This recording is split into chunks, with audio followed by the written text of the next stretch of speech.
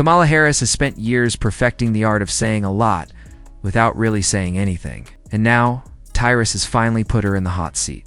For anyone who has watched her speeches filled with nervous giggles, awkward pauses, and lines that loop back on themselves like a GPS recalculating, this breakdown feels overdue. Tyrus doesn't treat her like a politician in power, he treats her like a comedian who doesn't realize she's on stage. And honestly, he might be onto something. The first sign that Kamala Harris was going to be a never-ending punchline came in her own attempts to look relatable. At one point, when asked about gun ownership, she nervously responded, "Yeah, I've got a Glock," followed by one of those infamous cackles. The kind of laugh that doesn't sound confident but terrified, like someone accidentally blurting out the wrong answer in class and hoping laughter will cover it up. Instead of projecting toughness, she sounded like she was reading from a script she barely believed. Tyrus pounced on that, pointing out how she manages to turn every serious moment into a cringe-worthy spectacle, and then there's the way she repeats phrases as if stacking words together will somehow build meaning. Fighting for a democracy. Understand the difference here. Moving forward, lines like this aren't leadership, they're filler. Tyrus ripped into how her sentences sound like riddles nobody asked for, where the words themselves are less about clarity and more about buying time. It's the kind of speech pattern that feels less like communication and more like watching someone shuffle flashcards out of order. This is the same Kamala Harris who once told a group of students, "You guys are going to literally see the craters on the moon with your own eyes." Oh my goodness, with your own eyes. It was supposed to be inspirational, but it came out like a parody. Tyrus mocked her as the kind of leader who would rather board the magic school, a bus to space, than visit the actual US border. The assignment she was tasked with and promptly avoided. It's a fair point. She was handed one of the most pressing issues in America, and instead of confronting it, she danced around it, literally flying to Central America to say, "Don't come," as if that alone would solve mass migration. What makes her so easy to roast isn't just what she says, the laugh.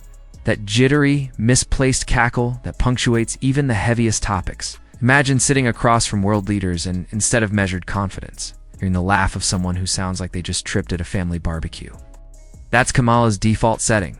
It doesn't sound like reassurance. It sounds like she's buying time, like she's stalling for a teleprompter to kick in.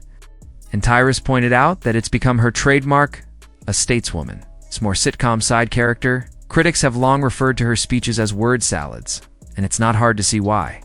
During a meeting with the Jamaican Prime Minister, she delivered a line so garbled, it became legendary.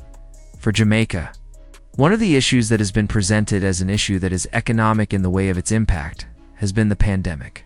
That was supposed to be a clear policy statement, but it ended up sounding like a parody written by an intern with a thesaurus. This is where Tyrus zeroed in on what so many Americans feel. Kamala doesn't inspire confidence. She confuses it. Her words spiral out like riddles that lead nowhere, ending in a laugh that tells the audience even she knows she lost track halfway through. It's not like this is new. Back in 2020, her presidential campaign collapsed almost before it began. She entered the race with hype, glossy media coverage, and all the historic fanfare of a trailblazing candidate. But voters weren't buying it. Her campaign fizzled before the primaries, leaving her political brand in tatters. Yet somehow, failing spectacularly became her ticket to the vice presidency. Washington rewarded her collapse the way Hollywood sometimes rewards bad movies with cult status.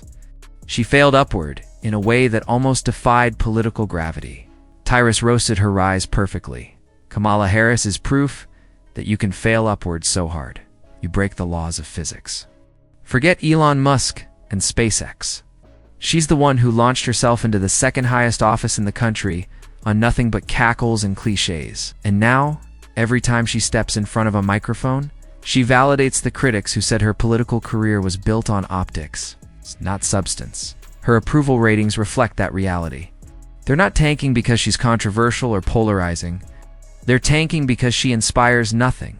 Not hope, not fear, not anger, just apathy. Poll after poll shows that most people don't even know what she stands for, and those who do struggle to take her seriously. That's not a flaw in messaging. It's a flaw in the messenger. Tyrus hammered home that she doesn't connect because there's nothing real to connect with. She talks like a corporate motivational poster, except less coherent. Even her defenders struggle. They insist criticism of her is rooted in sexism or racism. But the truth is far simpler. People cringe not because of her identity, but because of her performance. It's about delivery, about substance or the lack thereof. Tyrus pointed out that she has the political instincts of a broken GPS, always recalculating, never arriving. She laughs. She repeats phrases. She strings together words that sound important but mean nothing. It's not leadership. It's performance art, badly staged. And then there's her record. Before her vice presidency, she fought to keep people in prison for cheap labor. A decision that followed her into debates where she tried to reinvent herself as a justice reform champion. Voters remembered. Her political career has always been about reinvention, costume changes that fit the polling of the moment. She's been the tough prosecutor, the progressive reformer, the relatable auntie, the historic trailblazer. The problem is that none of it sticks because none of it feels authentic. Her time as vice president hasn't helped. She was tasked with the border crisis and failed to address it meaningfully. She's been sent abroad and turned diplomatic meetings into comedy sketches. Her speeches sound less like leadership and more like improv. And every time she gets caught in an awkward moment, she leans on that laugh, as if humor will mask the failure. But instead of making her more relatable, it makes her look less prepared, less serious, less capable. Tyrus emphasized what many already sense. Kamala Harris isn't just an awkward politician, she's the embodiment of modern politics' worst traits. Symbolism without substance. Optics without results. Hype without follow-through. She's not an outlier. She's the blueprint for how politics rewards image over competence. Her rise wasn't about her vision or leadership. It was about checking boxes, filling roles, and hoping that style could substitute for substance. And that's the ultimate punchline. Kamala Harris wanted to be remembered as a historic leader, the moment in history that inspired millions. Instead, she's become a meme, the word salad queen, whose speeches need a laugh track just to make sense. She's the vice president who makes even her own supporters squirm, the politician whose approval ratings stay buried because apathy is all she inspires. She's not leading America into the future. She's stumbling into late-night comedy history. Tyrus didn't just roast her. He exposed the truth behind the awkward smiles and rehearsed lines. Kamala Harris is the open mic night experiment America never asked for. And while history may record her as the first female vice president, the legacy that sticks will be the cackles, the confusion, and the comedy of a politician who mistook laughter for leadership, and that's why people can't stop talking. She's not the moment. She's the meme, if you enjoyed this breakdown. Don't forget to hit that like button, subscribe to the channel, and turn on notifications so you never miss when we unpack the biggest political fails and the wildest moments in history. Trust me, you won't want to miss what's coming next.